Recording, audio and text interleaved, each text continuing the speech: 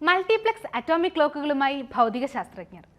ലോകത്തിലെ ഏറ്റവും കൃത്യതയുള്ള ക്ലോക്കുകളായാണ് അറ്റോമിക് ക്ലോക്കുകളെ വിശേഷിപ്പിക്കുന്നത്.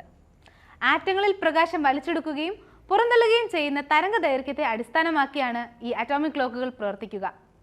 രാജ്യാന്തര തലത്തിൽ തന്നെ സമയം കണക്കാക്കുന്നത് ഈ അറ്റോമിക് ക്ലോക്കുകളെ അടിസ്ഥാനമാക്കിയാണ്. അതുപോലെ അനവധി ശാസ്ത്ര പരീക്ഷണങ്ങളിലും ഇവ ഉപയോഗിക്കാറുണ്ട്. ഇപ്പോഴിതാ യൂണിവേഴ്സിറ്റി ഓഫ് വിസ്കോസൻ മാഡിസണിലെ ഒരു കൂട്ടം ഭൗതിക ശാസ്ത്രജ്ഞർ വീണ്ടും ഒരു അറ്റോമിക് ക്ലോക്ക് അഥവാ ആണവ ഘടികാരം നിർമ്മിച്ചിരിക്കുകയാണ്.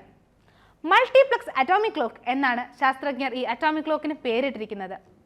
ഗ്രാവിറ്റേഷൻ വേവ്സിനെയും ഡാർക്ക് മാറ്ററിനെയും കുറിച്ചുള്ള പഠനങ്ങളിൽ ഈ ക്ലോക്ക് ഉപയോഗിക്കാൻ സാധിക്കുമെന്നാണ് ഇവർ പറയുന്നത്.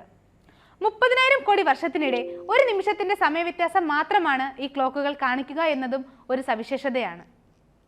ഇലക്ട്രോണുകൾ വെളിച്ചം ആഗിരണം ചെയ്യുകയോ പുറന്തള്ളുകയോ ചെയ്യുന്ന സമയത്തെ ഊർജ്ജ നിലയത്തിൽ ഉണ്ടാകുന്ന വ്യതിയാനത്തെ ആധാരമാക്കിയാണ് ഇത്തരം ക്ലോക്കുകൾ പ്രവർത്തിക്കുന്നത്.